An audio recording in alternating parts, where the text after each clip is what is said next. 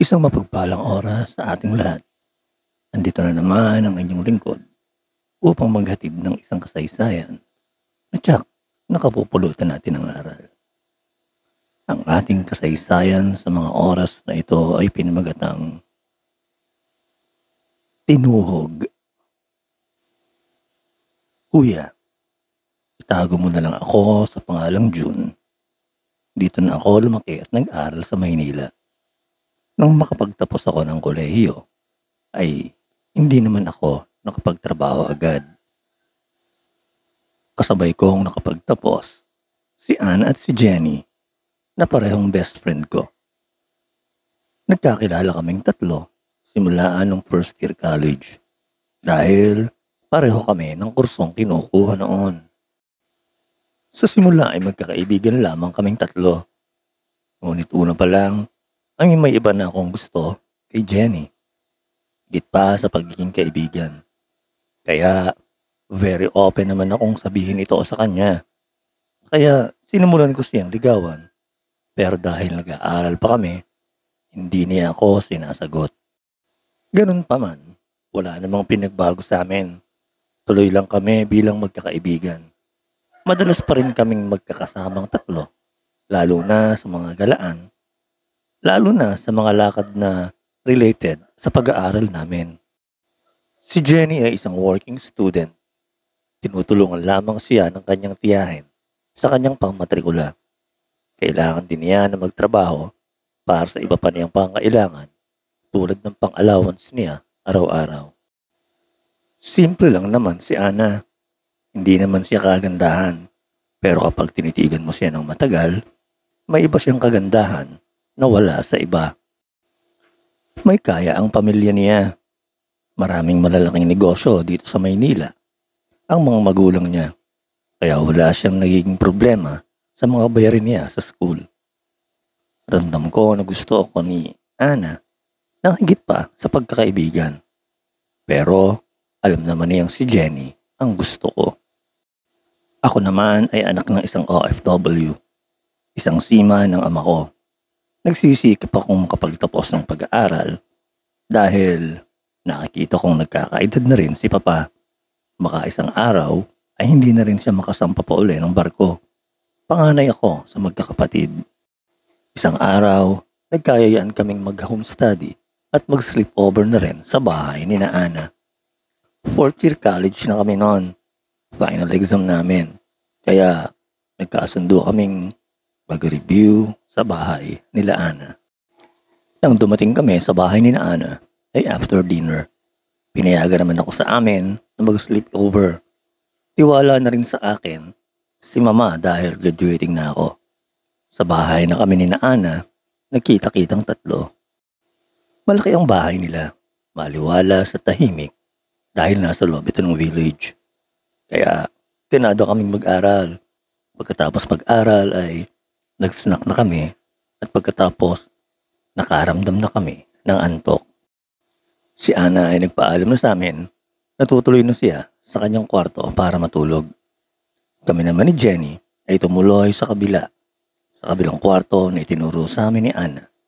Alam namin ni Jenny na magkasama lang kaming matutulog sa isang kwarto.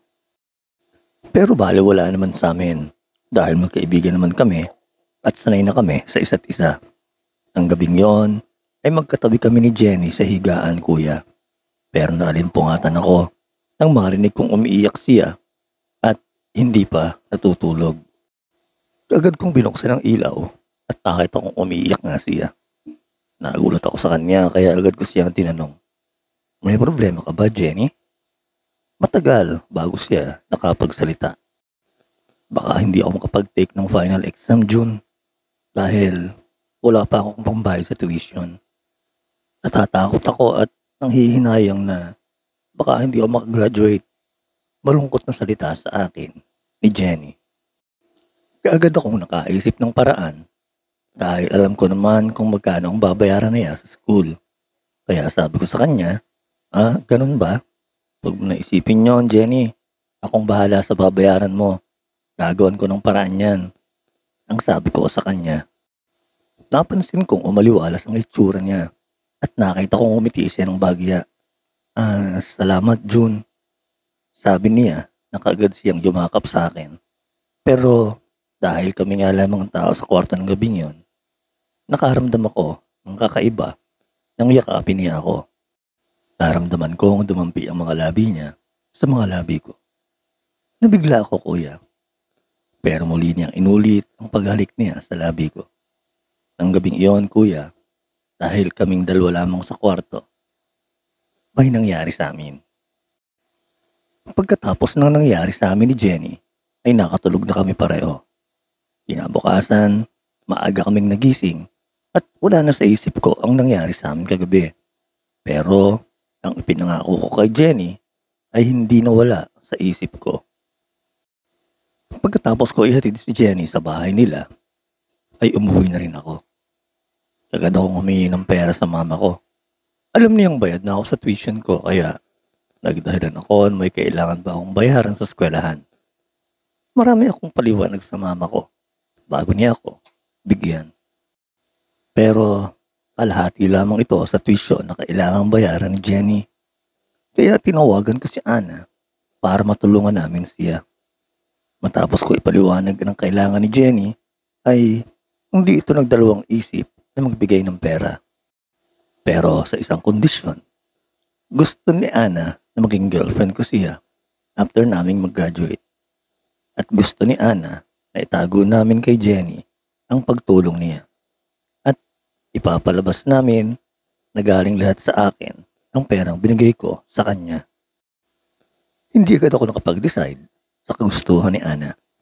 Pero dahil iniisip ko rin ang magiging kinabukasan ni Jenny kapag hindi siya nakapagtapos, pumayag na ako. Pumayag ako sa kagustuhan ni Ana. Matapos na niyang ibigay sa akin ang perang pambayad sa tuition, ay agad ako nagpunta sa bahay ni Jenny. Inabot ko sa kanya ang perang kailangan niya. Masayang masaya naman si Jenny sa ginawa ko. Dumating na nga ang araw ng graduation namin. Pilit kong itinatago kay Jenny ang aking nararamdaman. Magkahalong lungkot at saya. Masaya dahil sa wakas ay nakapagtapos na kaming tatlo, lalo na si Jenny. Malungkot dahil yun na ang huli naming pagkikita ni Jenny. Kailangan kong sundin ang kasunduan namin ni Ana. Nang gabing yun ay malungkot akong nagpaalam kay Jenny. Alam kong nalilito si Jenny sa akin. Nahihirapan siyang intindihin ako. Umaasa siyang magiging kami pagka-graduate namin. Pero gumawa ako ng dahilan. Alam kong nasaktan si Jenny. Naging girlfriend ko si Ana kahit si Jenny ang laman ng aking puso. Pinilit kong kalimutan si Jenny at alam kong darating ang panahon na matutunan ko siyang mahalin. Tutulong magulang niya sa relasyon namin. Ayaw sa akin ng mga magulang niya. Ang gusto ng mga magulang niya na mga pangasawa niya ay ang kagaya nilang mayaman at negosyante. Pero ipinaglaban ako ni Ana at wala ring nagawa ang mga magulang niya. Nagtrabaho kami ni Ana sa isa sa mga kumpanya ng magulang niya. Lumipas ang mga araw, buwan at taon. Nagsama at nagpakasal na kami ni Ana.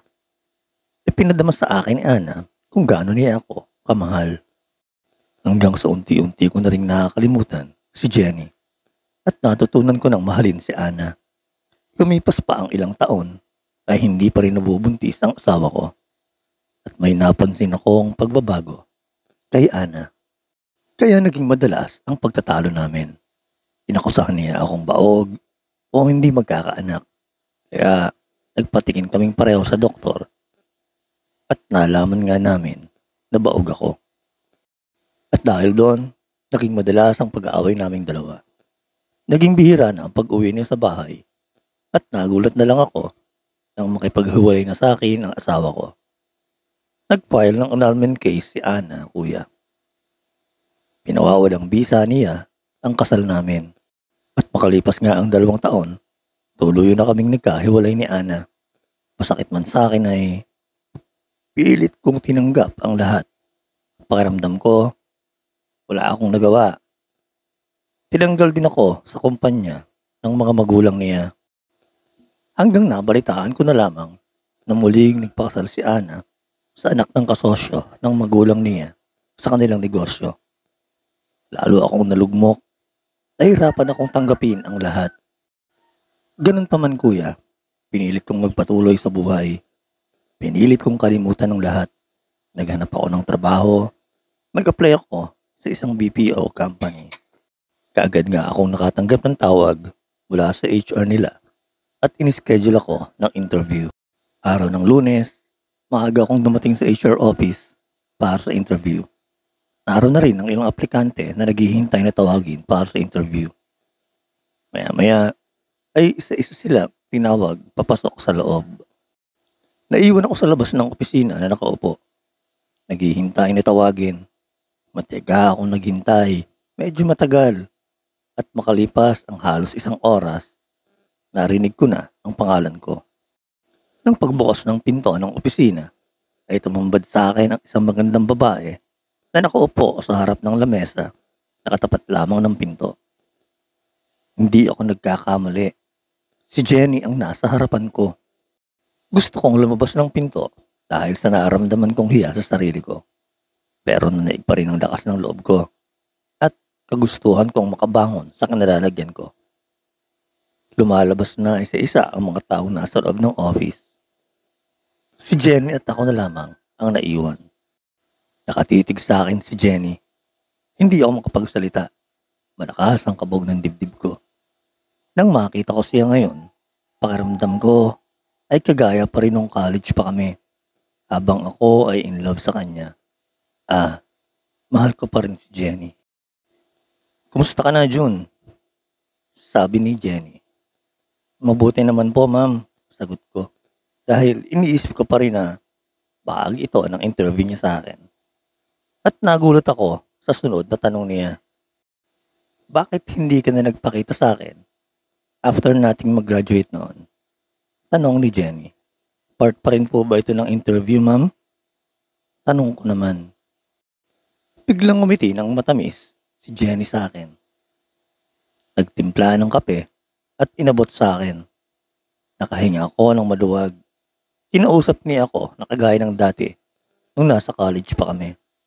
Matagal din ang pag-uusap namin para akong nabuhayan ng loob. Kinabukasan, agad akong nagsimula sa trabaho. Sa tulong ni Jenny ay hindi naman ako nahirapan pa. Lagi akong excited na pumasok dahil gustong-gusto ko laging nakikita si Jenny. Hanggang sa kinausap ko na si Jenny kung pwede ko ba siya ulit ligawan. Pumayag naman si Jenny. Pero sabi niya sa akin, single mom na ako, June. May anak na ako. Nagulat man ako sa sinabi sa akin ni Jenny. Pero hindi naman yon malaking hadlang para sa pagmamahal ko sa kanya. Kahit ano ka pa, Jenny, tanggap kita. Mahal kita at mamahalin ko lahat ng mahal mo. Sabi ko sa kanya. Pinagbigyan ako ni Jenny na muli ko siyang ligawan. At minsan hinatid ko siya sa kanyang bahay. Ay pinakilala niya sa akin ang kanyang anak. 5 taong gulang na rin at isa itong lalaki. Nang makita ko nga ang bata, ay may iba akong nararamdaman na hindi ko maintindihan. Sakto 1 buwan ako sa trabaho ko at 1 buwan ko na rin nililigawan si Jenny. Napansin kong lumabas ng opisina niya si Ana. Nang mawala siya sa paningin ko, ay kaagad kong kinausap si Jenny para tanungin kung ano ang ginagawa ni Ana sa opisina niya. Sabi sa akin ni Jenny ay sa bahay na lang daw kami mag-usap. Nang gabing yon, sa bahay ni Jenny ay nag-usap kami. Sabi niya, sinabi lahat ni Ana sa kanya ang lahat. Ngayon lang niya nalaman na ang perang ipinambayad sa tuition niya ay hati kami ni Ana. Kasabay ng kasunduang magiging kami ni Ana at ililihim namin ito sa kanya. At ang hindi niya pagbubuntis ay sinadya niya yon. Umiinom siya ng pills nang hindi ko alam. Kasabot nila ang doktor na sumuri sa akin para palabasin na baog ako dahil sa utos ng mga magulang niya para madali ang paghihiwalay namin. Dahil naipagkasundo daw siya sa anak ng kanilang kasosyo sa negosyo. At ang Isa pa ay nalulugi na ang ilang negosyo nila. At ang pagpapakasal na iyon ni Ana ang solusyon para makabangon sila. Nagulat ako sa mga sinabi ni Jenny sa akin at humingi daw ng tawad sa akin si Ana. Pero ang kinagulat ko ay hindi totoong baog ako. Mahal kita, June, hanggang ngayon. At hindi ko makakalimutan ang gabing may nangyari sa atin noon sa bahay ni na Ana. Dahil nag-iwan ito ng magandang alaala. Sabi ni Jenny at tinawag niya ang anak niya na kaagad namang lumapit. June, anak mo siya. Si JM. JM? Siya ang daddy mo, si June. Sabi pa ni Jenny na kaagad namang lumapit sa akin ang bata. At kaagad akong niyakap. Hindi ko na malayang tumutulo ang mga luha ko. Hindi ko maipaliwanag ang tuwang naramdaman ko ng mga oras na yon. Masayang masaya ako. Alam kong kahit hindi ako humingi ng tawad kay Jenny, napatawad na niya ako. Kaagad ding lumapit si Jenny at sabay niya kaming niyakap ni JM. Masayang masaya kami, kuya, at alam kong hindi na kami maghihiwalay pa. Dito po nagwawakas ang ating kasaysayan sa mga oras na ito. Nawa ay kinapulutan natin ng aral ang ating maikling kwento. Maraming salamat po. Paalam.